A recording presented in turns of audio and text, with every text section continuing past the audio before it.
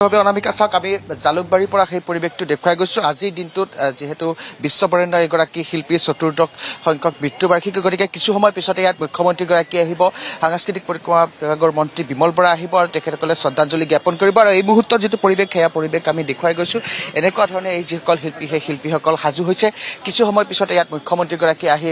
শ্ৰদ্ধাঞ্জলি নিবেদিব কিছু সময় পিছতে তেখেতে আহি জালুকবাৰীৰ এই যি সমাধি ক্ষেত্ৰত আহি উপস্থিত হ'ব আৰু তেখেতে শিল্পীগৰাকীক শ্ৰদ্ধাঞ্জলি জ্ঞাপন কৰিব আৰু এই মুহূৰ্তত এনেকুৱা ধৰণে সকলো সাজু হৈ পৰিছে আমি সেই পৰিৱেশটো দেখুৱাইছো সকলো সাজু হৈছে এই মুহূৰ্তত শিল্পীগৰাকীক শ্ৰদ্ধাঞ্জলি জ্ঞাপন কৰিবলৈ আৰু বিমল বৰা এই মুহূৰ্তত আহি পাইছে আমি তেখেতৰ পৰা কিছু মন্তব্য ল'বলৈ যত্ন কৰিছো আমাৰ অসমখন এক সোণালী সূতাৰে বান্ধি থৈ গৈছে যিসকল চিৰস্মৰণীয় ব্যক্তিৰ সৃষ্টিৰাজিয়ে সদায় প্ৰজন্মৰ পৰা প্ৰজন্মক অনুৰণিত কৰি আহিছে তেনে এজন ক্ষণজন্মা পুৰুষে হৈছে সুধাকণ্ঠ ভাৰতৰত্ন ডক্টৰ ভূপেন হাজৰিকাদেৱ ভূপেন হাজৰিকাদেৱৰ সমগ্ৰ জীৱন কৈশোৰ অৱস্থাৰ পৰা ইভিন তেখেতৰ জন্মৰ সেই আপুৰুগীয়া মুহূৰ্তৰ পৰা জীৱনৰ শেষ মুহূৰ্তলৈকে তেখেতৰ যি বৰ্ণিল জীৱন পৰিক্ৰমা তেখেতৰ বৰ্ণাঢ্যতাৰে পৰিপূৰ্ণ যি জীৱনগাথা এই জীৱনগাথা কেৱল মানুহৰ মাজতে সীমাবদ্ধ হৈ থকা নাছিলে মানুহৰ পৰা প্ৰকৃতিলৈ মহাকাশৰ পৰা মহাসাগৰৰ অতল গহ্বৰলৈ বিস্তৃত হৈ আছিল প্ৰকৃতিৰ লগত প্ৰতি মুহূৰ্তত তেখেতৰ অনুভৱ যুক্ত হৈ আছিলে আৰু সেইকাৰণে এটা যাযাবৰী জীৱনেৰে তেখেতৰ জীৱনটোক সুন্দৰভাৱে তেখেতে উদযাপন কৰি থৈ গৈছে সেইকাৰণে তেওঁৰ গীতত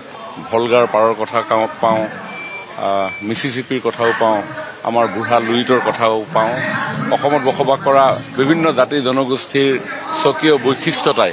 তেখেতৰ গানত বিশেষভাৱে স্থান পাইছে সেইকাৰণে জীৱনৰ এনে কোনো মুহূৰ্ত নাথাকে যিটো মুহূৰ্তত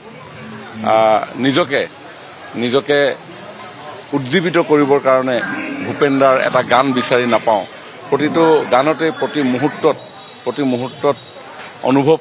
থকা উপলব্ধি থকা প্ৰতি ক্ষণক আমি অনুভৱ কৰিবৰ কাৰণে ভূপেনদাৰ এটা গানেই যথেষ্ট গতিকে সেইগৰাকী মহান শিল্পীৰ মহান পুৰুষৰ আজি চতুৰ্দশ মৃত্যুবাৰ্ষিকী অসম চৰকাৰে তেখেতৰ 100 বছৰীয়া জন্ম জয়ন্তী এবছৰীয়া কাৰ্যসূচীৰে আয়োজন কৰিবৰ কাৰণে সিদ্ধান্ত গ্ৰহণ কৰিছিল আৰু সেই বছৰজোৰা কাৰ্যসূচী তেখেতৰ জন্মদিনটোৰ পৰা আমি উদযাপন কৰিছোঁ তেখেতৰ স্মৃতি যুগমীয়া কৰি ৰাখিবৰ কাৰণে বহুকেইটা গুৰুত্বপূৰ্ণ কাৰ্যসূচী আমি গ্ৰহণ কৰিছোঁ কমমেমৰেটিভ কইনৰ পৰা আৰম্ভ কৰি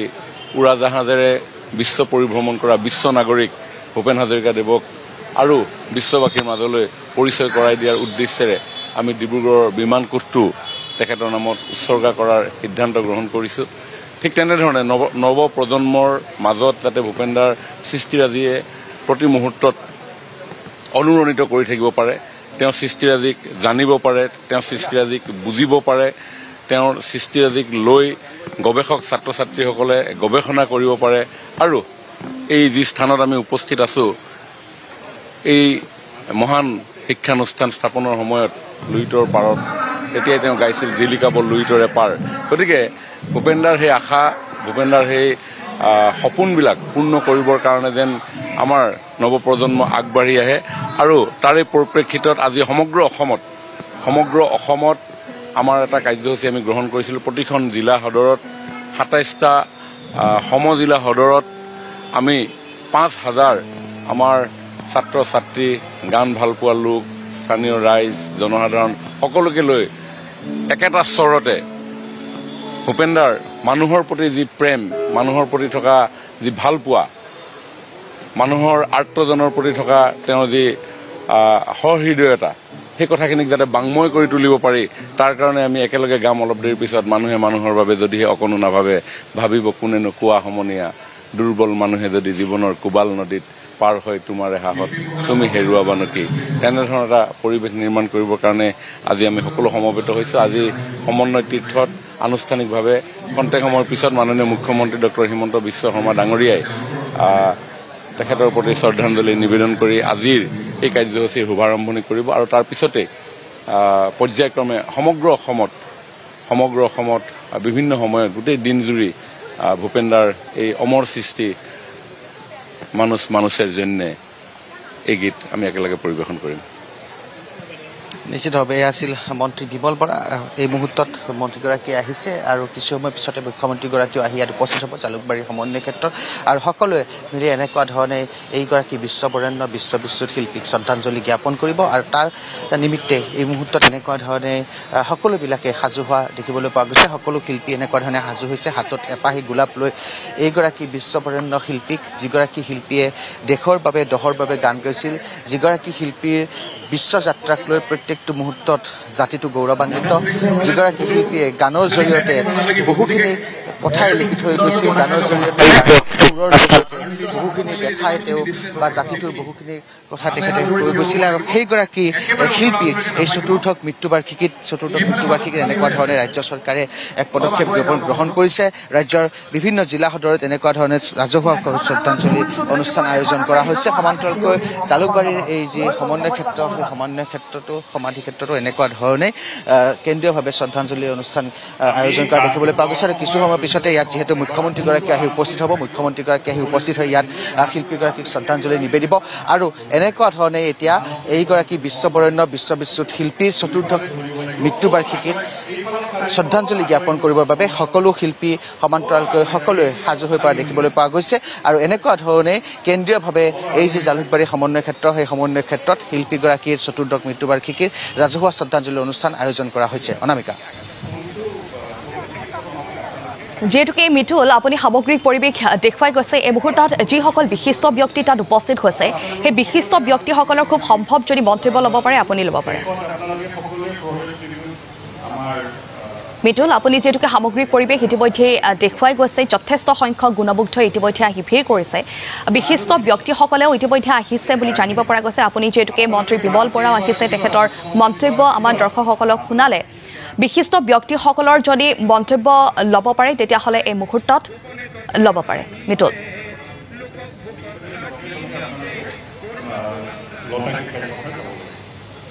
নিশ্চিতভাৱে আমি পৰিৱেশটো দেখুৱাইছোঁ। আমি আৰু কিছু মন্তব্য গ্ৰহণ কৰিবলৈ যত্ন কৰিম, কাৰণ আমি ইতিমধ্যে কৈছোঁ এই যি কেন্দ্ৰীয়ভাৱে অনুষ্ঠিত কৰা শিল্পীগৰাকীৰ এই যি শ্ৰদ্ধাঞ্জলি অনুষ্ঠান, ইয়াত সকলোৱে আহি উপস্থিত হৈছে। কি ক'ব আজি বিশ্ববিশ্ৰুত এইগৰাকী শিল্পীৰ চতুৰ্থ মৃত্যুবাৰ্ষিকী আৰু এনেকুৱা ধৰণে ৰাজহুৱাভাৱে প্ৰত্যেকখন জিলা সদৰত আয়োজন কৰা হৈছে, কেন্দ্ৰীয়ভাৱে জালুকবাৰীৰ এই সমাধি ক্ষেত্ৰত আয়োজন কৰা হৈছে অসম চৰকাৰৰ ফালৰ পৰা, গতিকে কি ক'ব? মই কোৰ কমিটিৰ মিটিঙত মই প্ৰস্তাৱ দিছিলোঁ এইটো শিৱসাগৰত কেন্দ্ৰীয়ভাৱে পাতিবলৈ, যিহেতু ভূপেন্দাৰ দেউতাক নাজিৰাৰ মানুহ, কিন্তু পিছত ডিচিশ্যন হ'ল যে ডিষ্ট্ৰিক্টবিলাকত হ'ব আৰু 5,000 মানুহে মানুহৰ বাবে গাব। মোৰ ইয়ালৈ আহিলে সদায় মই নষ্টালজিক হওঁ, আমি কেনেকৈ ভূপেন্দাৰ নশ্বৰ শৰীৰ কান্ধত লৈ আহিছিলোঁ, কেনেকৈ তেওঁৰ চিতাখন জ্বলি উঠিছিল, সেইবিলাক মোৰ কাৰণে বৰ বেদনাদায়ক কথা হৈ পৰে। কাৰণ তেওঁৰ লগত মই 25 বছৰ একেলগে আমি 25 বছৰ কাম কৰিছোঁ। মোক তেওঁ গান গোৱাইছে নি পেলাই কলিকতাত, প্ৰথম মোৰ ৰেকৰ্ডিঙে তেওঁ কৰাই দিছিলে, শ্বহীদ প্ৰণম তোমাক গীতটি মোক লিখি দিছিল তেওঁ।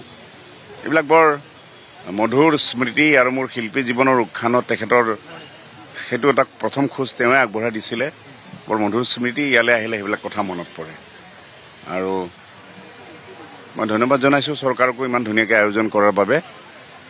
মোৰ খালি এটাই অনুৰোধ, কেতিয়াবা যাতে আৰু এই ডিউৰিং দিছ চেণ্টিনাৰী চেলিব্ৰেশ্যন শিৱসাগৰত এটা ভাল অনুষ্ঠান পাতে, কিয়নো ভূপেন্দাৰ দেউতাকৰ জন্মস্থান শিৱসাগৰ নাজিৰা। মই টানি অনুৰোধ কৰিছোঁ চৰকাৰক যাতে তাতে এটা অনুষ্ঠান পাতে।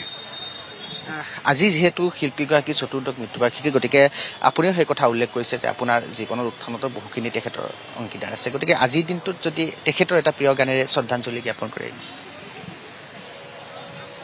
তেখেতৰ নিজৰো প্ৰিয় গীত আছিলে, সাগৰ সংগমত কটনা সাঁতুৰিলো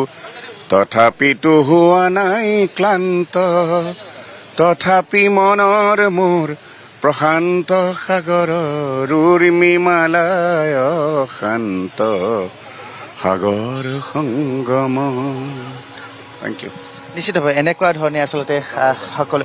বাইদেউ আছে বাইদেউ কি ক'ব খুব এটা মধুৰ সম্পৰ্ক আছিল আপোনালোকৰ মাজত গতিকে এইগৰাকী আজি আজি প্ৰায় 14টা বছৰ হ'ল আমাক এৰি যাবৰ বাবে জাতিটোক এৰি যাবৰ বাবে গতিকে চতুৰ্থক মৃত্যুবাৰ্ষিকী কেন্দ্ৰীয়ভাৱে ইয়াত আয়োজন কৰা হৈছে গতিকে শিল্পীগৰাকীক শ্ৰদ্ধাঞ্জলি জ্ঞাপন কৰিবলৈ আপুনিও আহিছে হাতত দুপাহি গোলাপ ফুল লৈ আছে আপুনি এই মুহূৰ্তত কি ক'ব ভাষা নাই কাৰণ অসমৰ কেৱল যে মোৰেই প্ৰিয় নহয় অসমবাসীৰ আমি ভূপেন দাক লৈ গৰ্ব অনুভৱ কৰোঁ বিশ্বই ভূপেন দাক লৈ গৰ্ব অনুভৱ কৰে ঠিক তেনেকুৱাকৈ ময়ো সৰুৰে পৰাই জানিছোঁ মাত ফুটাৰ পৰা আই ককা পিতা গোটেইবিলাক শহুৰ শাহুৰ গোটেইবিলাকে ভূপেন দা বুলিলে বলিয়া কিন্তু তেওঁৰ যিটো সাংস্কৃতিক অৱদান সেইটো দ্বিতীয়জন হ'ব বুলি নাভাবোঁ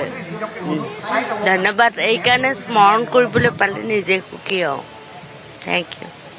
নিশ্চিতভাৱে এনেকুৱা ধৰণে আচলতে এইগৰাকী বিশ্বশিল্পীক বিশ্ববৰেণ্য শিল্পীক এনেকুৱা ধৰণে শ্ৰদ্ধাঞ্জলি জ্ঞাপন কৰিবৰ বাবে সকলোৱে এই মুহূৰ্তত সাজু হোৱা দেখিবলৈ পোৱা গৈছে আসাম টক্স আপোচবিহীন অসম কণ্ঠ